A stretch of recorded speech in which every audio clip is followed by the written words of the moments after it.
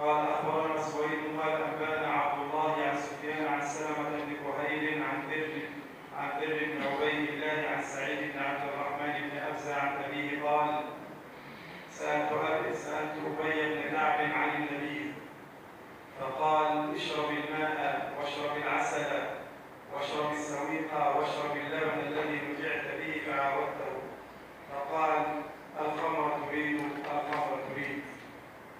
فعاودته فقال: الخمر تريد الخمر تريد.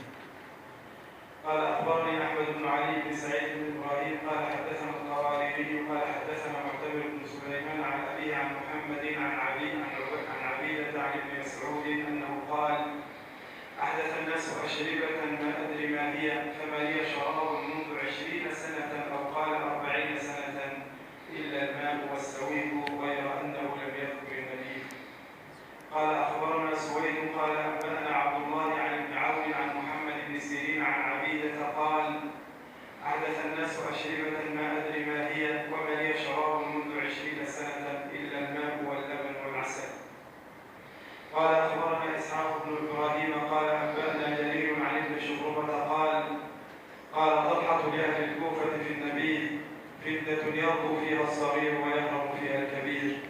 قال وكان إذا كان فيهم عرس كان طلحة وزبير يسقيان اللبن والعسل. فقيل لطلحة: ألا تسقيهم النبي؟ قال: إني أكره أن يسكر مسلم في سببي. قال أخبرنا إسحاق بن إبراهيم قال أنبأنا جرير قال: كان ابن شبرمة لا يشرب إلا الماء واللبن. هذا آخر كتاب الأشربة وهو آخر كتاب المجتمع النسائي المسمى بالسنن الصغرى. والحمد لله رب العالمين، وصلى الله على سيدنا محمد خاتم النبيين والمرسلين وعلى آله الطيبين الطاهرين وأصحابه مع التابعين لهم بإحسان إلى يوم الدين. أيها الأحباب الكرام، الآن نختم الدعاء.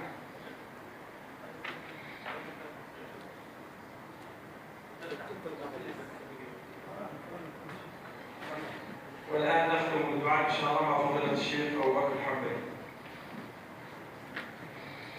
اللهم لك الحمد كما ينبغي لجلال وجهك وعظيم سلطانك.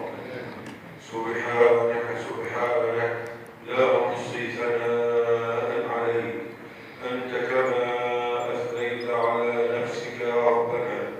لك الحمد كما ينبغي لجلال وجهك وعظيم سلطانك، يا أول الأولين ويا آخر الآخرين، يا ذا القوة المتين، يا إله الحق يا رب العالمين. صل على محمد في الأولين، وصل على محمد في الآخرين، وصل على محمد في الملأ الأعلى إلى يوم الدين، وصل على محمد في كل وقت وحين. اللهم علمنا ما جهلنا وانفعنا بما علمتنا وزدنا علما، واجعل ما تعلمناه حجة لنا لا علينا. اللهم ارزقنا العمل بما علمنا، وارزقنا الدعوة إليه على بصيرة بالحكمة والموعظة الحسنة. اللهم إنا نعوذ بك من علم لا ينفع، ومن قلب لا يخشع، ومن نفس لا تشبع، ومن دعاء لا يستجاب له ولا يسمع. واجعل جمعنا هذا جمعا مرحوما، وتفرقنا من بعده تفرقا معصوما، ولا تجعل بيننا ولا منا ولا فينا ولا حولنا شقيا ولا محروما. يا رب أتيناك بيتك لنتعلم دينك، فيا معلم آدم وإبراهيم علمنا، ويا مفهم سليمان فهمنا. اللهم إنا نعوذ بك أن نشرك بك شيئا نعلمه، ونستغفرك لما لا نعلمه. اللهم أنت ربي لا إله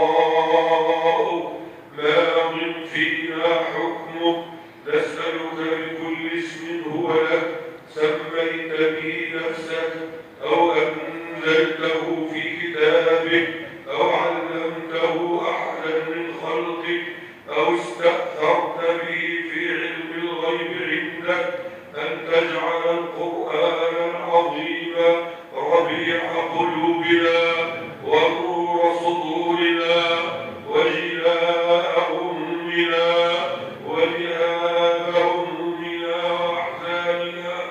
اللهم إن هذا حالنا لا يخفى عليك وهذا ضعفنا ظاهر بين يديك فعاملنا بالإحسان إذ الفضل منك وإليك واهدنا واهد بنا واجعلنا سببا لمن اهتدى وأصلح لنا زوجاتنا وأصلح لنا بنائنا واهد لنا قلوبنا وردنا إليك ردا جميلا.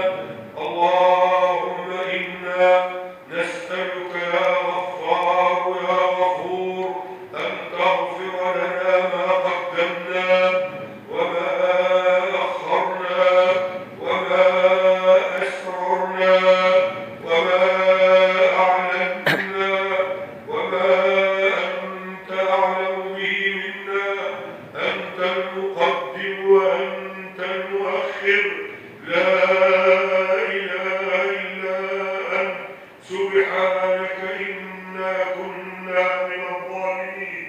اللهم ارزقنا غض الأبصار وحفظ الفروج. اللهم إنا نسألك يا تواب أن تتوب علينا. اللهم إنا نسألك يا رحمن يا رحيم أن ترحمنا برحمتك التي وسعت كل شيء. اللهم إنا نسألك يا رازق يا رزاق أن ترزقنا العلم النافع والعمل الصالح وأن تحيينا على التوحيد وتجعلنا من الدعاة إليه على بصيرة بالحكمة والموعظة الحسنة وأن تميتنا عليه وتجعلنا من أهل السنة. اللهم إنا نبرأ إليك من كل قول قلناه ومن كل فعل فعلناه يخالف الكتاب وصحيح السنة بفهم سلف الأمة معتقدا وقولا وعملا ومنهجا وسلوكا وواقعا حيا. اللهم إنا نقر بذنوبنا وبتقصيرنا وبما بغى منا ما علمناه وما لم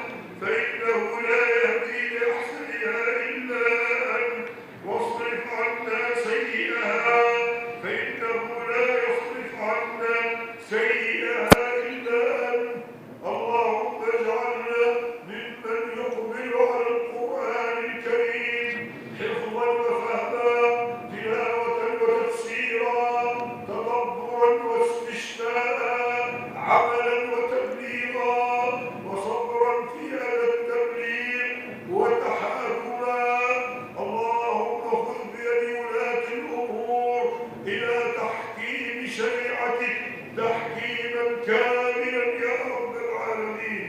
اللهم خذ بيد ولاة الأمور إلى تحكيم شريعتك تحكيما كاملا يا رب العالمين.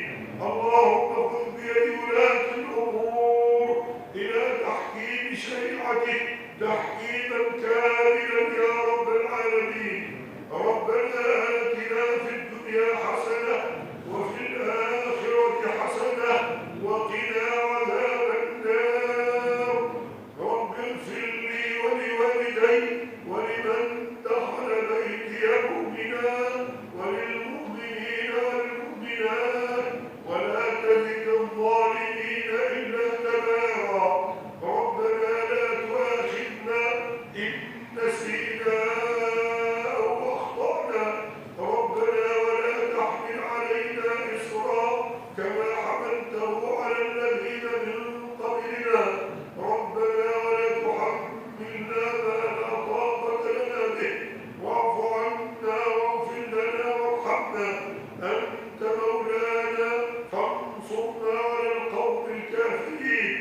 اللهم وفقنا جميعا إلى ما تحب وترضى وحبب الإيمان لنا وزينه في قلوبنا وكره إلينا الكفر والفسوق والعصيان واجعلنا يا ربنا من الراشدين فضلا منك ونعمة.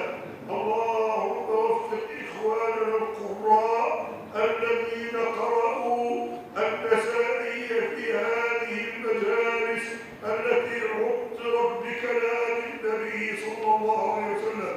اللهم امنحهم التقوى والعافية واجعل قراءتهم خالصة لوجهك الكريم لا رياء فيها ولا سمعة.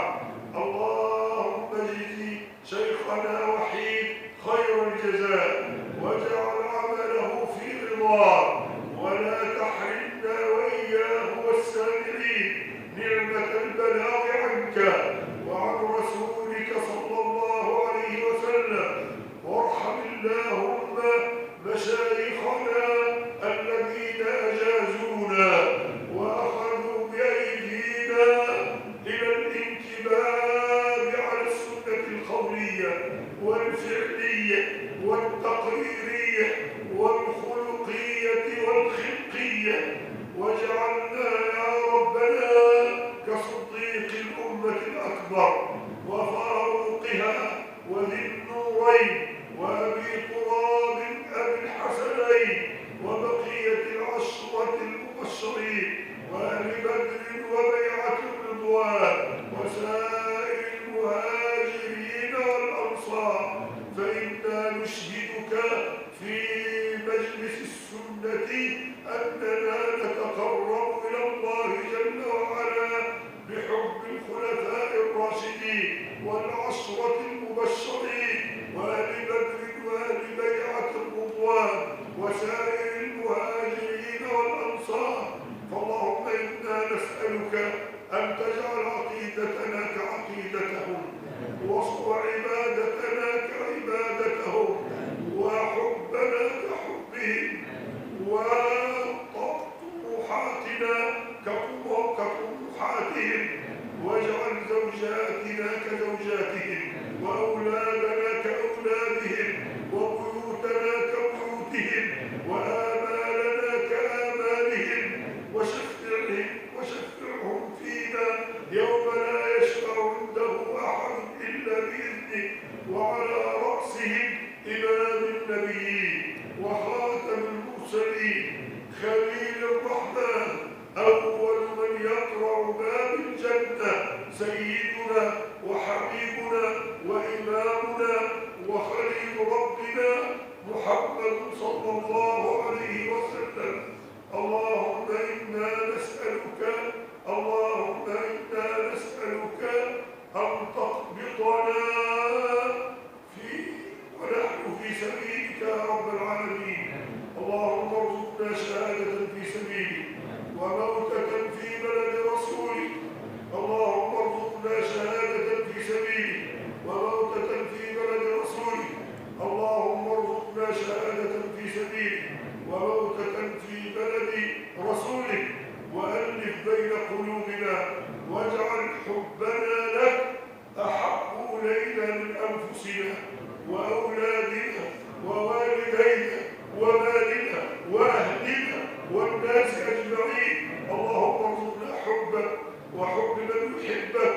حب عمل يقربنا إلى حبك، واجعل حبنا لك أفضل من الماء البارد علينا في الظمأ يا إله الحق يا رب العالمين. اللهم اجعل سمتنا وهدينا ودلنا وقولنا وفعلنا وحركتنا وسكنتنا تدل على منهاجك يا رب العالمين.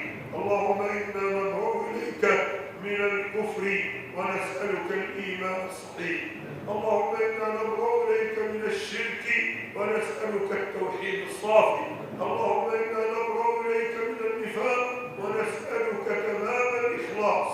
اللهم إنا ندعو إليك من البدعة ونسألك أن نكون من أهل السنة اعتقادا وقولا وفعلا